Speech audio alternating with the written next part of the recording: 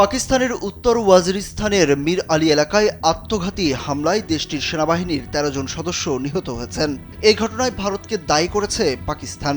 তবে হামলায় জড়িত থাকার কথা অস্বীকার করেছে ভারত। রোববার এক প্রতিবেদনে এই তথ্য জানিয়েছে বার্তা সংস্থা রয়টার্স। পাকিস্তানের সেনাবাহিনী বলেছে, এই হামলার পেছনে ভারতীয় রাষ্ট্রীয় পরিকল্পনা এবং ভারত সমর্থিত জঙ্গি গোষ্ঠী ফিতনা আল খারিজ জড়িত। সেনাবাহিনীর বিবৃতি অনুযায়ী এই বিস্ফোরক ভর্তি গাড়ি দিয়ে সেনাবাহিনীর একটি কনভয়কে লক্ষ্য করে আত্মঘাতী হামলা চালানো হয়। প্রথম সারির দল হামলাকারীকে শনাক্ত করে থামাতে পারলেও হামলাকারী একটি গাড়িকে ধাক্কা দিয়ে বিস্ফোরণ ঘটায়। এতে ১৩ জন সেনা নিহত হন।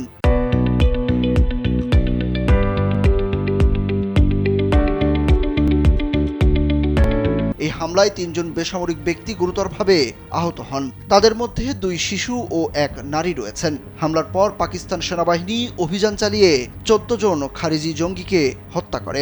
সেনাবাহিনী জানিয়েছে, অভিযানের মাধ্যমে তারা পুরো এলাকাটি সুরক্ষিত করেছে এবং এই ধরনের অপরাধের সঙ্গে জড়িতদের বিচারের মুখোমুখি করা হবে।